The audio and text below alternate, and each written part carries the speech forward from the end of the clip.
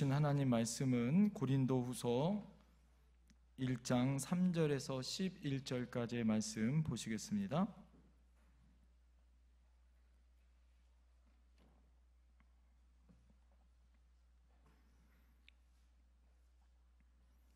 고린도후서 1장 3절에서 11절까지의 말씀, 우리 화면을 보시면 서로 교독합니다.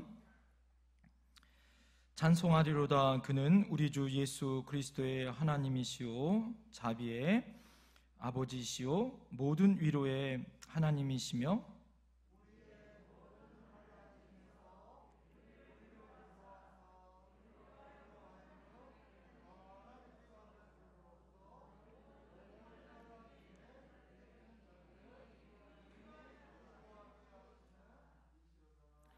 그리스도의 고난이 우리에게 넘친 것 같이 우리가 받은 위로도 그리스도로 말미암아 넘치는도다.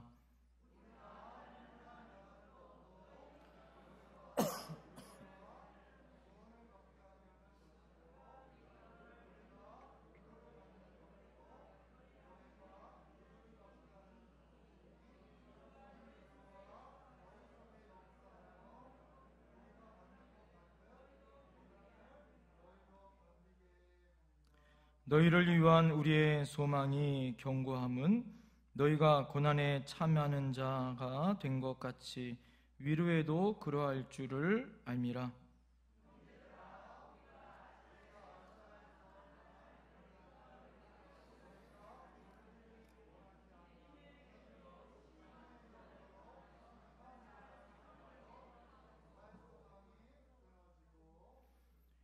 우리는 우리 자신이 사형 선고를 받은 줄 알았으니 이는 우리로 자기를 의지하지 말고 오직 죽은 자를 다시 살리시는 하나님만 의지하게 하심이라.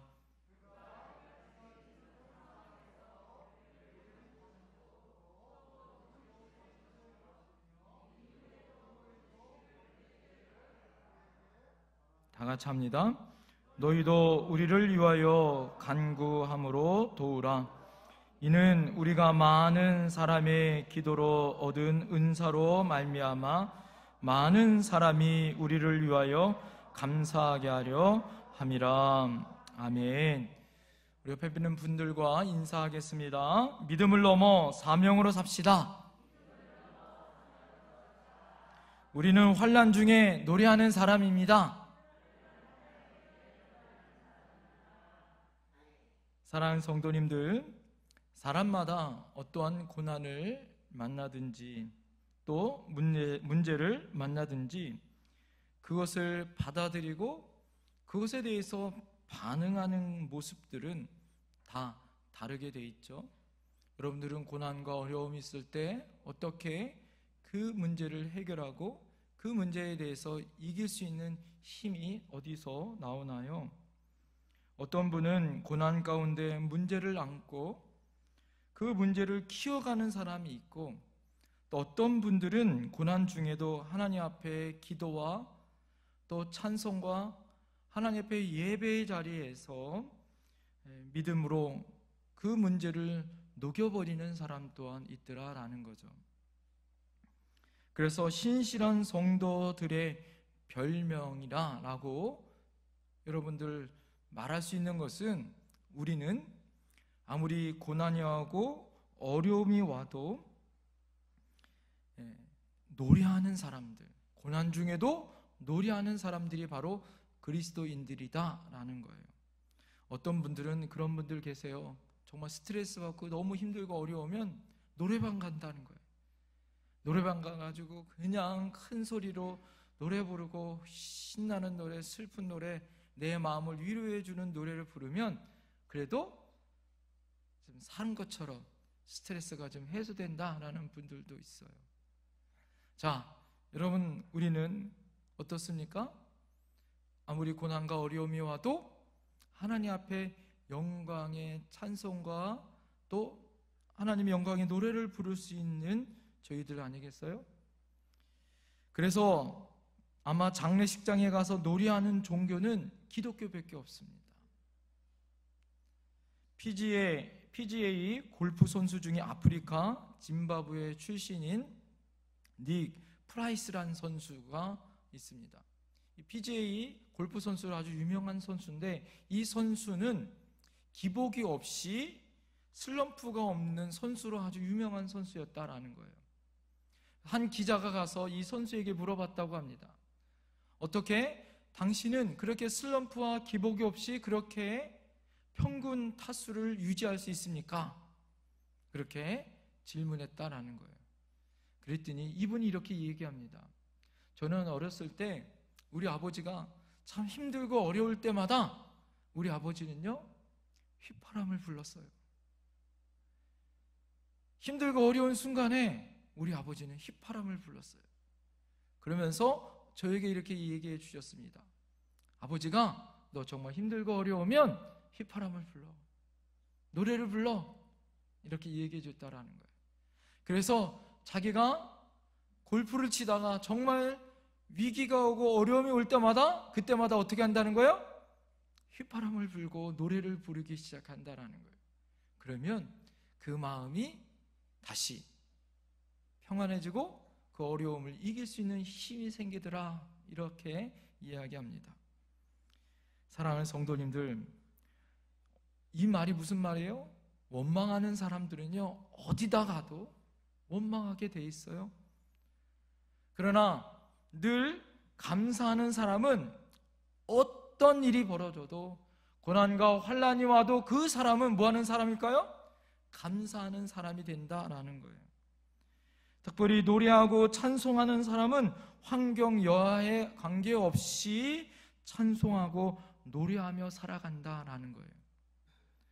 본문에 등장하고 있는 고린도 교회는요, 당시에 상업 지역으로 아주 유명한 지역이었다라는 거예요.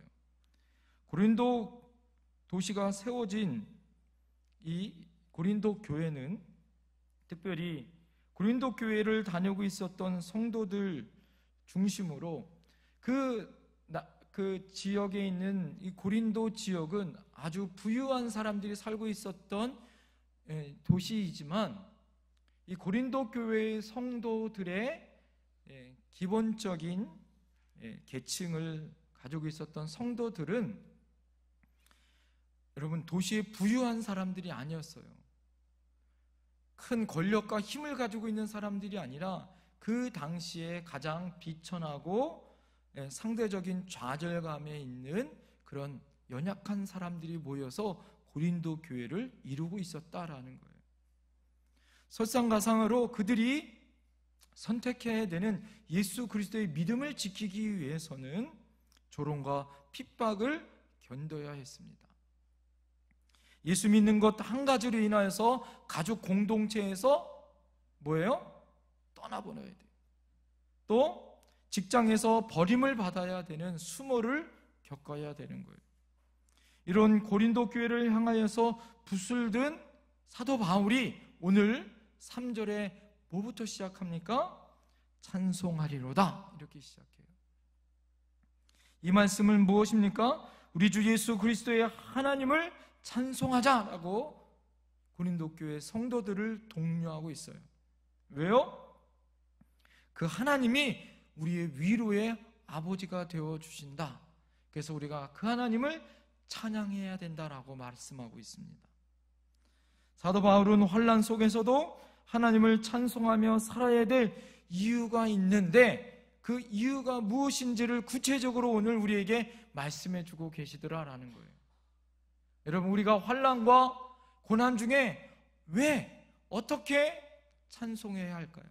그 찬송할 이유가 무엇일까요? 그 첫 번째는 우리가 받는 이 환난을 통해서 하나님을 더 가까이 만날 수 있기 때문이다라는 거예요. 왜 여러분 우리가 찬양해야 된다고요? 환난과 고난 가운데서 하나님을 더 가까이 만날 수 있는 그런 여러분 환경이 열려지기 때문이다라는 거예요. 사도 바울은 우리가 환난을 통하여 하나님의 특별한 위로를 경험할 수 있기 때문에 그리스도인들은 환난 가운데 찬양하고 노래할 수 있는 사람이다라고 오늘 말씀해 주고 있습니다. 우리 하나님을 믿는다고 하는 그 사실 한 가지 때문에 세상의 고난이나 환난으로부터 면제를 받는 것은 아니에요. 오히려 예수님을 믿는 그 믿음 때문에 우리가 손해보고 어려운 일들을 당할 때가 있어요. 자, 그럴 때 예수님이 뭐라고 말씀하십니까? 세상에서 너희가 환난을 당하나 담대하라, 내가 세상을 어떻게 이기었느니라 라고 말씀해 주신 줄 믿습니다. 오늘 본문에서 자세히 보면 그리스도인들이 세상에서 경험하는 어려움의 단어를 두 단어로 얘기해요. 하나는 환난, 두 번째는 고난이란 단어. 환난과 고난이란 단어를 잘 살펴보면 비슷한 것 같아요. 그러나 엄밀히 잘 살펴보면 차이점이 있더라. 여러분, 환난이라는 것은 무엇입니까? 환난이라는 것은 예기치 못하는 어려움이 왔을 때를 우리는 환난이다 이렇게 얘기해요. 성경에서 갑자기 환난이 왔었던 욥과 같은 상황들, 그것을 환난이라고 이야기할 수 있습니다. 그렇다면 고난은 예수님께서 십자가의 고난을 미리 아시고 준비하시고 예상하셨던 것처럼 고난이라는 것은 우리가 미리 예상할 수 있는 어려움을 우리가 고난이다 이렇게 말할 수 있겠죠. 자, 여러분, 우리가 살다 보면 예측할 수 있는 고난이 있고 예측할 수 없는 환난이 우리에게 다가와요. 어느 날 갑자기 우리에게 다가오는 이 환난과 고난을 우리가 당하면 당황하고 어려움에 처합니다. 우리가 갑자기 코로나19로 인하여서 코로나19가 끝나고 이제 살만하다 싶은데 또 여러 가지 지금 우리들의 삶에 힘들고 어려운 상황들을 우리가 지금 보게 되어지지 않는지요. 우리가 이 땅에 있는 동안 정도의 차이는 있지만 언제나 이 환난과 고난이 없었던 적은 없어요. 여러분, 살면서 모든 여러분들 나라가 참 살기 어렵다고 얘기 안 한 적을 여러분 들어보신 적 있나요? 거의 들어보지 못한 것 같아요. 참 힘들고 어렵다고 다들 이야기합니다. 왜 나에게 이런 고난이나 환난을 허용되어졌는지 우리가 이해되지 못하는 고난과 환난을 당할 때도 있어요. 그러나 그럼에도 불구하고 한 가지 여러분 분명히 우리가 기억해야 될 것은 이 고난 가운데 환난 가운데 하나님은 우리를 한 번도 내버려 두신 적이 없다. 우리 하나님은 선하시다 라는 거죠. 오늘 본문에서 고난 가운데 만나는 하나님을 위로의 하나님이라고 말씀하고 있어요. 오늘 짧게 보이는 이 말씀 가운데 3절부터 11절까지의 말씀 가운데 위로라는 말이 10번이 나와요. 하나님 앞에 계속해서 반복하여 위로의 하나님에 대해서 위로란 말이 10번이 나옵니다. 자, 그런데요, 환난은 4번이 나오고 고난은 3번이 나옵니다. 여러분, 이것을 통해서 우리 안에 깨닫게 해주시는 것이 있습니다. 보십시오. 환난과 고난이란 단어가, 위로라는 단어가 압도적으로 지배하고 있더라라는 거예요. 우리의 고난이 크지만 여러분, 하나님의 위로는 더 큰 줄 믿습니다. 우리가 환난을 당하고 고난을 당하지만 하나님은 반드시 우리를 위로해 주신 줄 믿습니다. 우리가 실패를 당하고 어려움을 당하지만 반드시 하나님 우리를 회복시키시고 찬양의 노래와 승리의 노래를 부르게 하실 줄 믿습니다. 우리가 살면서 지었던 모든 죄들이 여러분 우리 안에 오히려 그것으로 인하여 고난과 어려움을 당하지만 그럼에도 불구하고 하나님 우리를 용서해 주시고 하나님의 사랑으로 품어주시는 줄 믿습니다. 인간이 당하는 고난이라는 것이 형형색색으로 가지가지가 얼마나 많아요? 영적인 공격을 받아서 아파하시는 분들이 있어요. 또 마음이 찢어지들 아파서 괴로워하고 고통을 당하시는 분들도 있습니다. 육체적인 고통을 짊어지고 살아가시는 분들이 있어요. 어느 누구나 말할 수 없는 나만의 고난과 어려움을 가지고 늘 우리는 고민하고 또 고민하며 삽니다. 여러분, 그것을 치료하시고 위로하시는 하나님이 바로 우리의 하나님인 것을 여러분 기억하셔야 할 줄 믿습니다. 환난보다 고난보다 더 큰 사실, 그것이 우리의 바로 위로의 하나님이란 사실을 여러분 기억하셔야 된다는 거예요. 크고 작은 고난이 우리에게 살다 보면 우리 안에 수없이 많이 펼쳐질지라도 환난과 고난이 어렵고 아프고 무겁게 느껴질 때마다 한 번도 하나님은 나를 저버리지 아니하시고 우리와 함께 하신다는 그 놀라운 사실을 여러분 기억하셔야 할 줄 믿습니다. 우리가 당하는 그 고난을 바라보고 계시고 능히 우리에게 이길 힘을 주시는 하나님이 바로 우리의 아버지 하나님인 것을 믿으셔야 할 줄 믿습니다. 어떤 한 청년이요, 돈을 모아서 타이타닉호를 탔다는 거예요. 그 멋진 타이타닉호가 출항을 했습니다. 그러나 우리가 잘 알듯이, 우리가 영화에서 보듯이 타이타닉호는 두 동강이 나서 꺾어져서 침몰하잖아요. 이 젊은이가 발버둥을 치면서 살려고 노력을 합니다. 그러다가 한 가죽부대 큰 것이 둥둥둥 뜨는 거예요. 그것을 붙잡았습니다. 날씨가 추워지고 힘이 빠지기 시작합니다. 금방 구조할 것 같지만 구조의 손길이 늦어져요. 며칠이 지납니다. 배가 고프기도 하고 춥기도 하고 점점 소망이 없어지는 거예요. 죽어가고 있고 옆에서 죽은 식체들을 바라볼 때마다 나는 포기해야 되는가 절망의 상태입니다. 그러다가 정말 이제는 가죽 부대를 잡지 못하는 그런 힘이 남아있지 않아요. 손과 발에 있는 모든 힘이 빠지고 소망을 잃어버리는 그 순간에 이제 깨끗이 가죽 부대를 놓고 포기하여 나는 죽어야 되겠다라는 그 순간 소리가 들리기 시작합니다. 비행기 소리 하나가 들리기 시작하는 거예요. 하늘을 쳐다보니까 소형 비행기 한 대가 자기 공중위를 빙빙빙빙 돌고 있어요. 그러다가 그 조종사와 이 청년이 눈이 마주쳤어요. 여러분, 조종사가 손을 흔들기 시작합니다. 이 청년도 힘이 나서 손을 흔들기 시작하는 거예요. 여러분, 이제는 다 포기하려고 하는 그 순간에 갑자기 힘이 솟았어요. 왜 솟았을까요? 이 사람이 깨달았습니다. 누군가 나를 보고 있구나.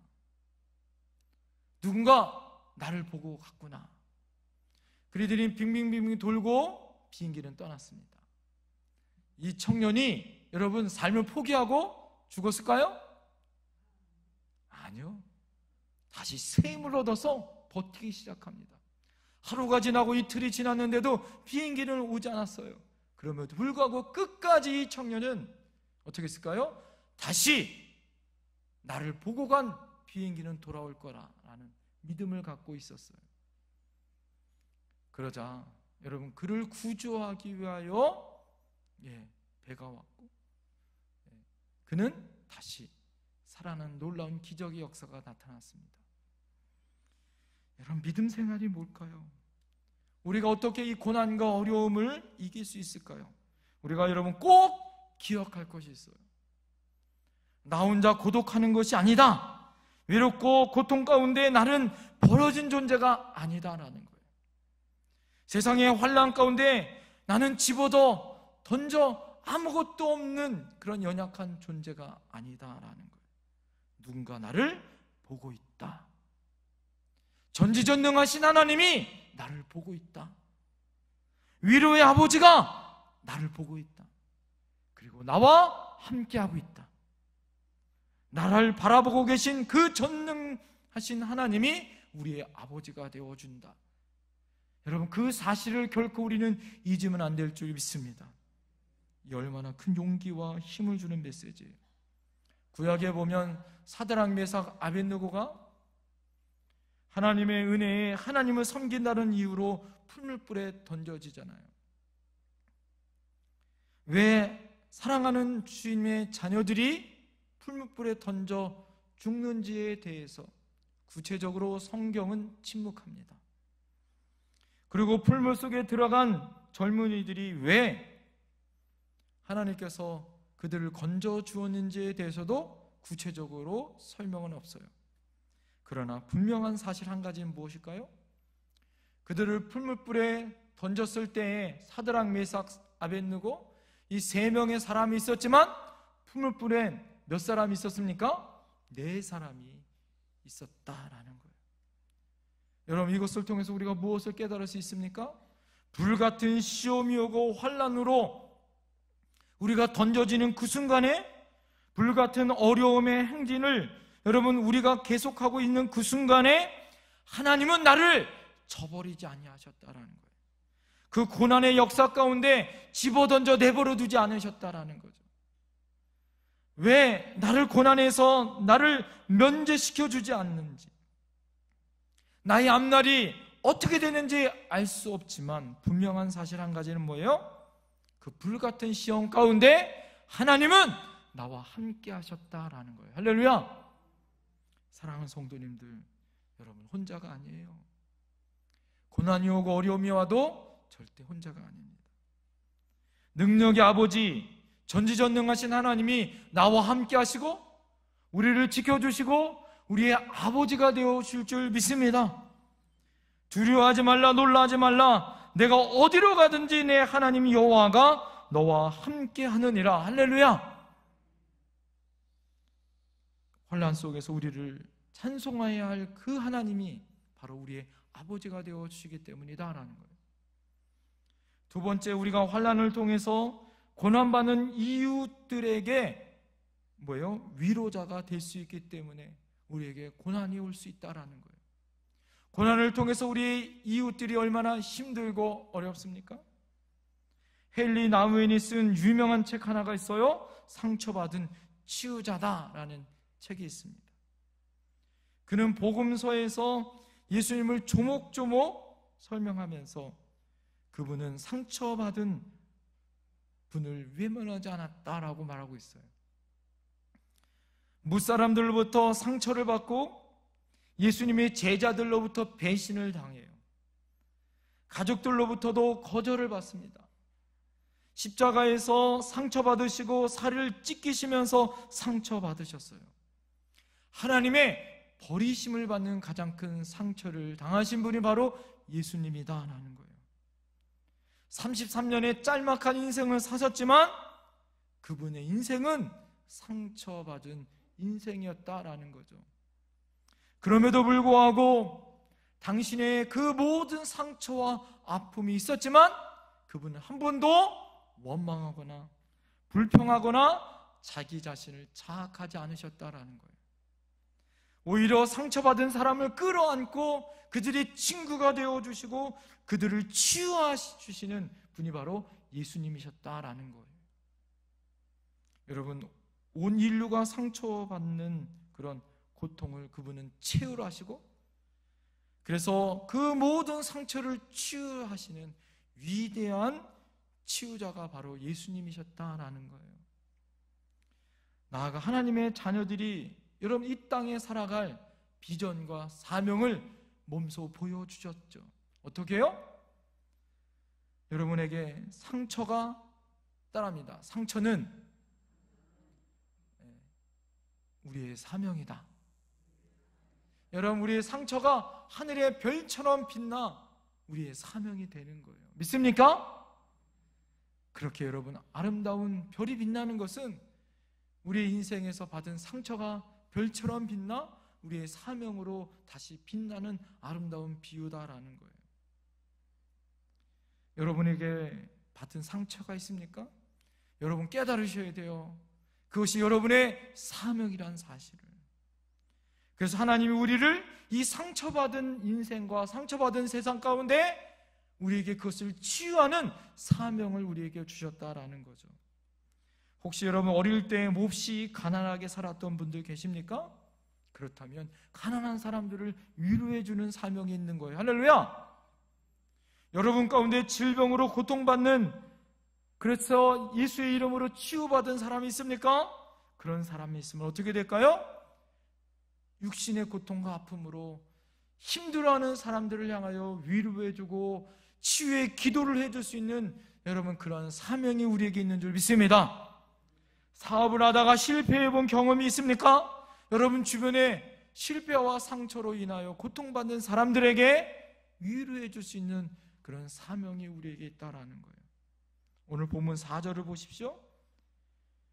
우리의 모든 환난 중에서 우리를 위로하사 우리로 하여금 하나님께 받은 위로로서 모든 환난 중에 있는 자들을 능히 위로하게 하시는 이시로다. 할렐루야.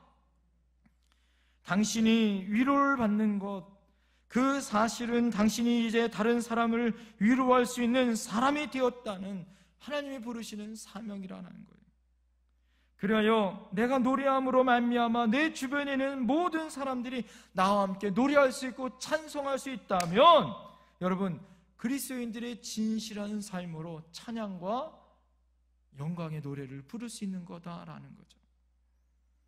그래서 본문에서 환난과 고난이라는 단어가, 환난과 고난이 7번 있다면 위로라는 단어가 10번으로 어떻게 해요? 우리에게 위로가 주어집니다. 그러네, 오늘 여러분 본문을 잘 살펴보면 여러분 위로라는 단어보다 더 강력하고 많은 단어가 있더라라는 거예요.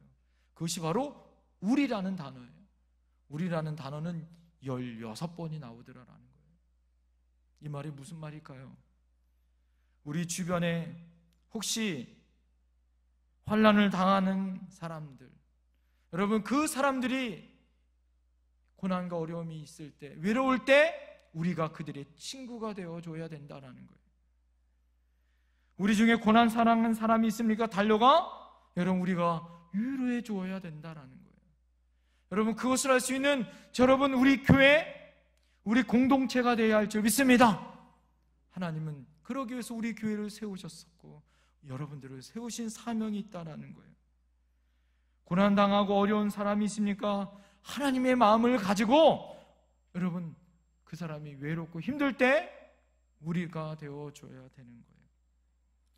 지난 금요일 김영순 권사님 어머님이 하나님의 부르심을 받으셨어요.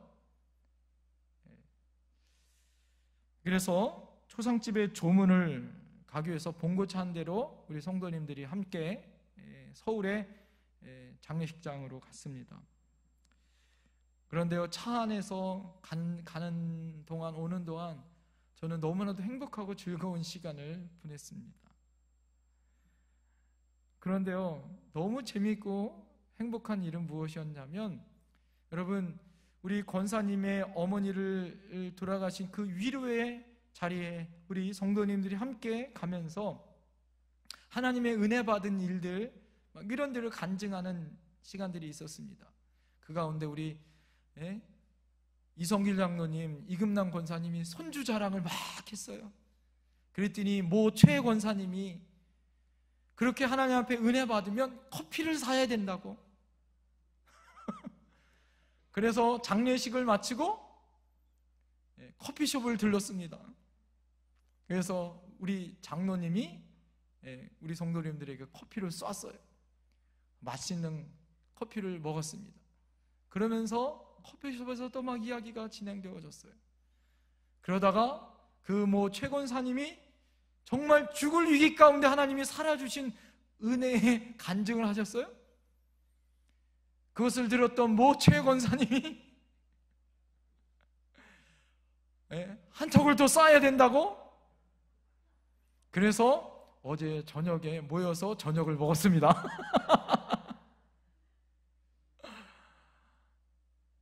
여러분 어제 저녁을 마치고 돌아오면서 그 최 권사님이 저한테 이렇게 얘기하는 거예요. 목사님, 기도하실 때 그 다음 순번이 누구인지를 말씀한 기도를 해주셨으면 감사하겠다고. 그런데 제가 그렇게 했을까요? 그렇게 안 했어요. 저는 그렇게 기도했습니다. 하나님, 감동받은 사람이 다음에 할 줄 믿습니다. 자, 그렇게 기도했더니 더 감사한 것은 돌아오는데 오늘 권사님이 당신이 다음에 한번 그렇게 밥을 사시겠다고. 여러분, 제가 왜 이런 말씀합니까? 맛있는 밥을 먹고 맛있는 차를 먹어서 제가 이런 얘기를 하는 게 아니에요. 여러분, 하나님 앞에 성도의 어려움과 상처된 위로의 자리에 함께 갈 때 하나님의 은혜를 나누니까 더 풍성한 것이 있더라. 할렐루야! 그 은혜가 또 은혜를 낳고 또 은혜가 또 감사를 낳고 그것을 인하여 하나님의 감사할 수 있는, 그래서 정말 담임 목사로서 너무 행복하고 즐거운 시간이었습니다. 사랑하는 성도님들, 우리 안에 정말 힘든 사람 얼마나 많은지 몰라요. 우리 모두 다 그 힘들고 어려운 사람들에게 찾아가 여러분 위로해 줍시다. 두 손을 붙들고 기도해 줍시다. 힘을 내세요. 하나님이 함께 하시잖아요. 위로해 줍시다. 할렐루야. 한번 우리 옆에 분들에게 그렇게 고백했으면 좋겠어요. 한번 두 손을 잡고 힘을 내세요. 하나님이 함께 하십니다. 하나님이 위로자가 되어 주십니다. 할렐루야. 그 하나님이 우리의 아버지가 되어 오실 줄 믿습니다. 마지막, 여러분, 우리의 삶을 빛내게 하는 것은요, 고난 가운데, 오히려 평안이 아니라 고난 가운데, 고난의 밤에 하나님을 노래하는 찬양을 부를 수 있기 때문이다라는 거예요. 여러분, 우리 안에 인생을 살다 보면 원망하고 탄식하고 불평할 일이 얼마나 많아요. 그러나 여러분, 정말 힘들고 지칠 때 기도도 안 나오는 그 순간에 여러분, 하나님 안에 찬양을 들으세요. 찬양을 부르세요. 여러분, 하나님의 찬양이 여러분 감사로 바뀔 줄 믿습니다. 원망이 기도로 바뀔 줄 믿습니다. 예수 믿는 사람은 오로지 감사와 기도밖에 없는 줄 믿습니다. 오히려 고난이 감사로 바뀌어지고 오히려 환난이 하나님의 은혜의 감사의 은혜의 간증으로 바뀌어질 줄 믿습니다. 남아프리카 연방공화국의 대통령을 지냈었던 만델라가 이렇게 얘기해요. 오늘날 지도자에게 있어서 가장 무거운 것은 힘이 부족해서가 아니라 힘이 너무 많아서이다. 힘이 없을 때 오히려 조심하고 겸손하지만 힘이 생기면 교만하고 함부로 쓰다라는 거예요. 그래서 허드슨 테일러가 이렇게 이야기합니다. 하나님께서 하나님 자신을 의지하는 것만큼 충분히 연약한 자를 사용하신다. 여러분에게 환난이 있습니까? 연약함이 있습니까? 이때가 하나님이 우리를 사용하시는 거예요. 이때가 하나님에게 우리에게 소망과 은혜를 받을 때인 줄 믿습니다. 여러분, 찬송하세요. 찬송으로 이기세요.